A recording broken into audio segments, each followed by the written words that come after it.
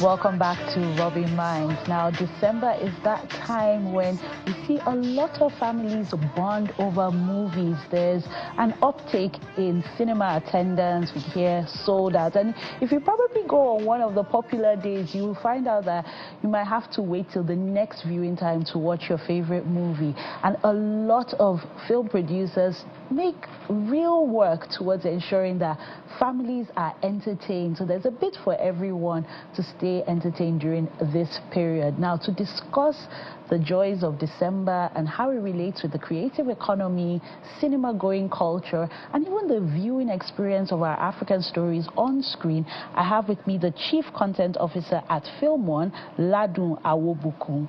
Welcome to Rubbin'minds. Thank you very much. Good afternoon.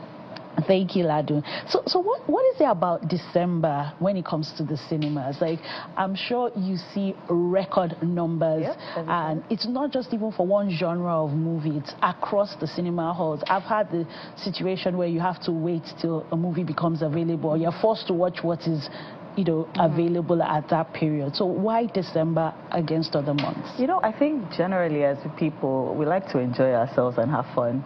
And especially with families, when you think of December generally, irrespective of what demographic you're in, December is like for family. It is time that you spend with your children or time that you spend with your spouses, if that relates. And that has now translated to cinema, because cinema has now become one of the lifestyle options that people would make in those decisions. I mean, relatively it's cheaper than just going to a regular restaurant, especially if you live in Lagos, right?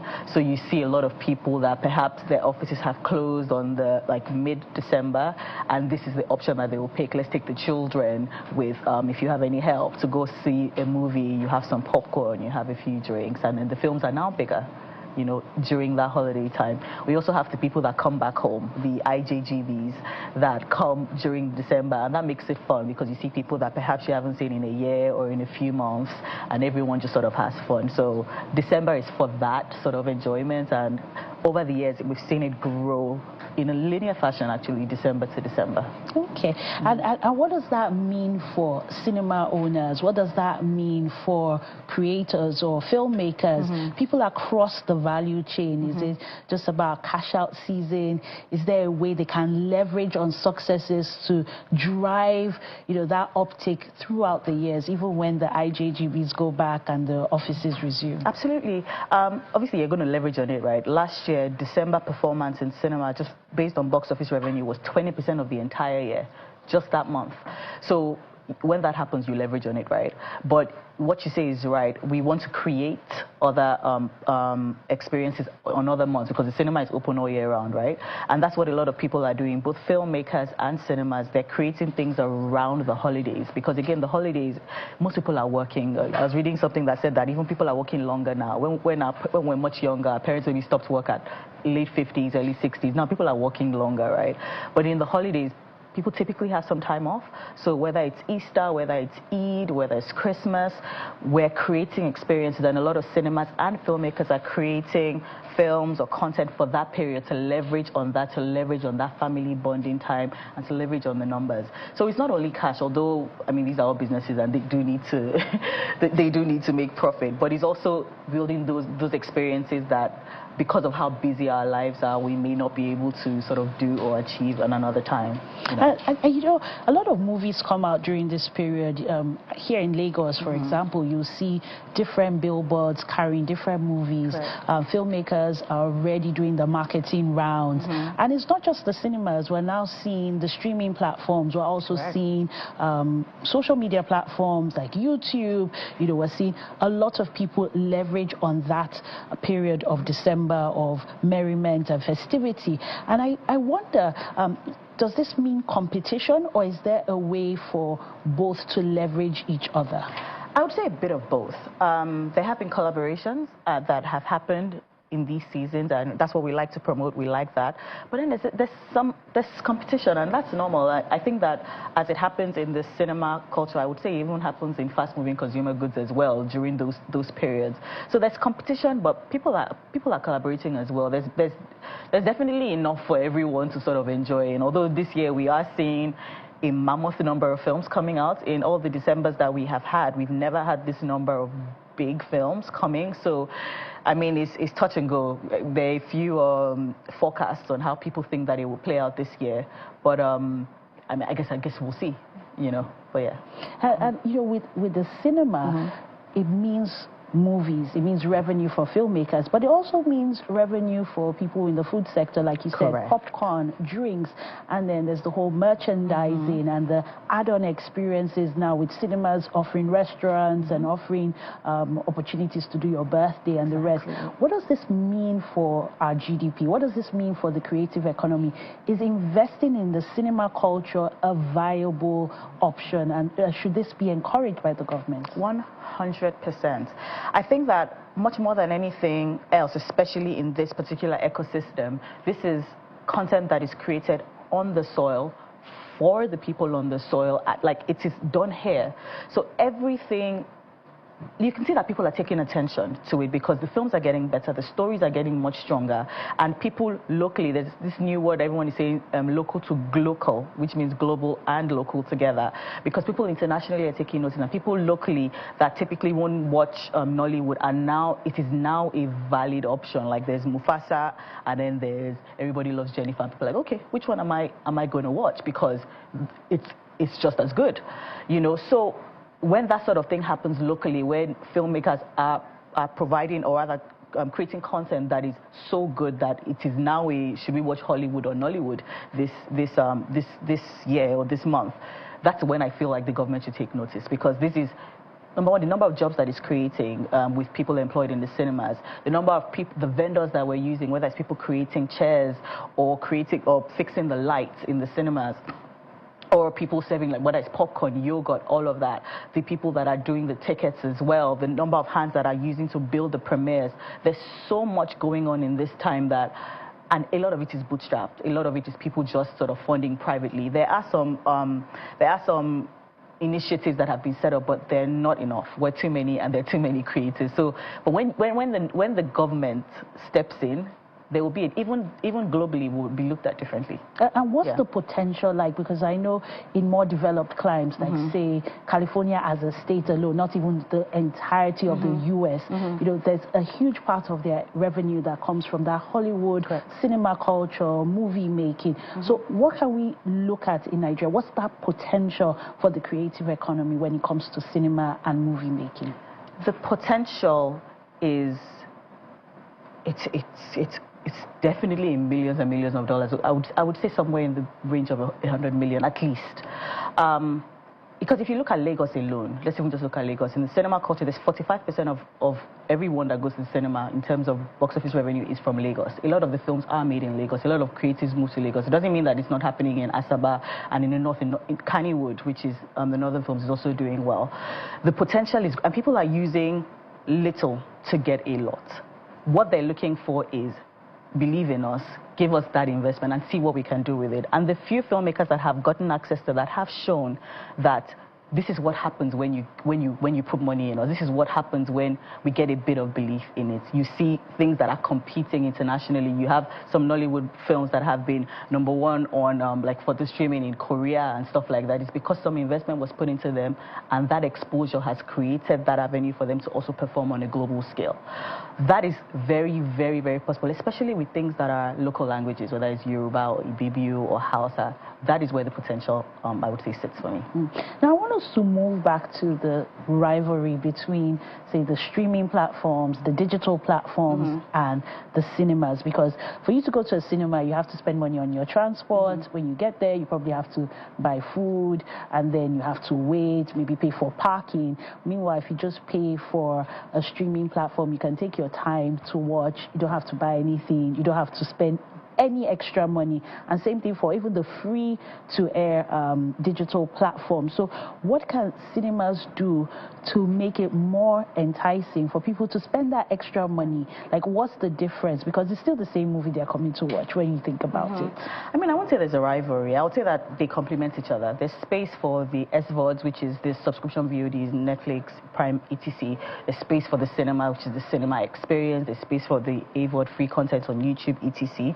But what makes cinema special is the experience, is that sitting sitting at home, whilst it's comfortable and you're at home, etc., you can't compare it to the sound that is coming from a screen, from a cinema screen, or the visual. There's something that, like, I was watching one Marvel, I think it was Deadpool and Wolverine, and the comments from like 100 different people. I don't know how many people have living rooms that 100 people can sit in, but the comments from there, the reaction, and then the popcorn is nicer when you get it in the cinema. So that's my opinion. No, but I think that is the experience, that is what it is. And a lot of the big cinemas right now also have restaurants.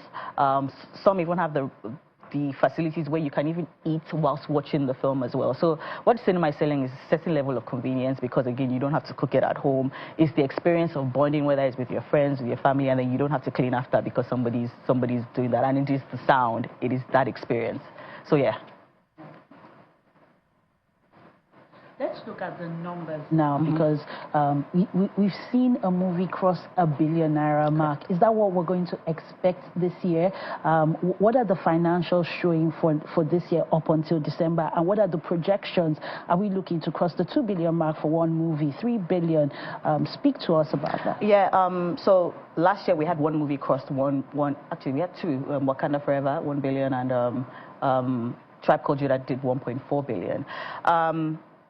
This year, I think that definitely the 2 billion mark is definitely in play. Last year, we had 3 major Nollywood films release, and I think 2 major Hollywood films release.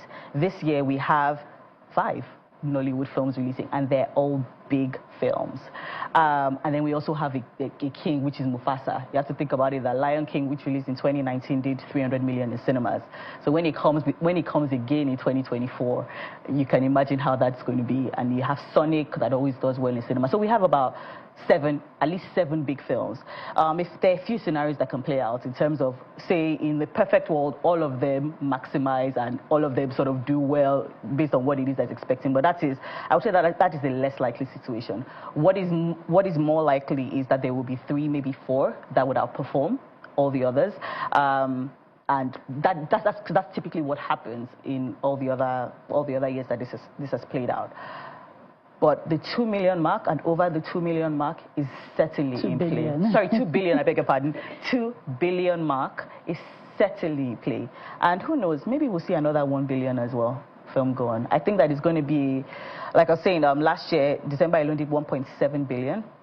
In fact, post-COVID, all the Decembers that we've had, 21, 22, 23, have all done 1 billion, at least over 1 billion. Last year was 1.7 billion, and ticket prices were maybe 3,600 per ticket. Right now, we are forecasting that the ticket prices will be around 5,500. If you just do the math of that, you can see that we will be close to a 3 billion month. So we're going from a 1.7 billion month, December 2023, to a possible 3 billion month in December. So it's exciting times that all of us are just looking at the numbers and smiling to the bank. Well, I hope, that's the hope. And whether it's filmmakers, whether it is cinema owners, even the people that are the vendors that are selling food as well, the hope is that everyone sort of makes bank this year, just because it's been a tricky year. So it'll be good for all of us to smile. Now, I want you to weigh into something like some of the streaming platforms that have come into Nigeria have changed strategies, whether it's to focus less on producing originals, or to focus on other markets, or to just focus on getting content licensed. So that means take your movie to the cinema, it does well, we might decide we want to put it on the platform or not. What are the implications for cinema owners, but at the same time for filmmakers who maybe had their hopes on going on reaching a global audience? Because the cinema audience is still reaching a local audience. So my thoughts on that is, look, for studios, especially people that do the big projects, what that means is that people will just produce fewer films, but bigger films. It's the only thing that makes sense, because you don't want to go back to the point where you are now making films that, from a quality production value point of view, it can't actually go global. So our expectation is that the number of films that are produced maybe per studios would reduce, but the quality of the films would still remain the same or bigger. In terms of reaching internationally, the opportunity is still there, whether it's through global theatrical platforms, which is you're going to cinemas abroad, and also the streamers as well. The opportunity is not, it hasn't vanished. It's just been restructured, you know, so. That's my take on it. And are you seeing people coming to collaborate more? Because like one of the biggest films, like The Wedding Party, right, was the coming together of 4 different companies. Is that something you're expecting to see? 100%, and we're already seeing it. We're having those conversations. Everyone is, you know, that diversified risk mentality, which is, I still want to do this big film, but there's no chance that I'm taking this risk on my own. So we're seeing that more, and I think that rolling into the first half of 26, we are going to see that happen with a lot of big IPs or big filmmakers, and that really is the way it's what is done globally. So maybe this is what needed to happen for all of us to come together a bit more. So whether it is co-producing films or co-distributing films, I expect that would be a pattern, somewhat of a pattern going into 25. And we know that cinema screens are still comparably low. Yeah. So what is the plans for, say, a cinema chain as yours, which has the largest across Nigeria, to expand into other regions? Are these only based on commercial facts, like, oh, if we go into this city, this is how much we can make? Or is there other reasons why you might feel we need to open more cinemas to reach more audiences? Or like, I'll like to look at the example you gave of Ibibio, for example. You want to do an Ibibio language movie, you need to have cinemas in places where Ibibio is spoken, and not just one cinema. Yeah. The factor that goes into that, and believe it or not, it's not cash first. It is the audience. It is, we do a lot of polls and a lot of exit polling on how old are the people that predominantly live in those cities, and that's what guides the decision. Because the people that would make that conscious decision to go out and pay 3,000, 5,000, 7,000 naira for a ticket is a certain age. It's the millennials, actually. It's usually that 26 to 35, or maybe 25 to 35 age. So it's a play of, are these cities that have universities in them? Are these cities that have college of education in them? So those sort of decisions is what really drives where we put the cinemas, or where we suggest to do the cinemas. The next phase is where it now gets commercial, because cinemas are very, very expensive to set up. So you think, and then they're set up, your costs are literally dollarized because the projectors are not made in Nigeria. And I think that's where government needs to come in. Thank you. That was my next point. Yes, that's where we need the government. Once we're able to get that support, you would see so many cinemas come up so quickly, and that helps. It means that we can make our money in Nigeria and not really rely on anyone else. Okay, thank you very much, Ladun Awobuku, Chief Content Officer at Film1, for your contributions, and good luck with 3 billion and counting at the box office. Thank you very much.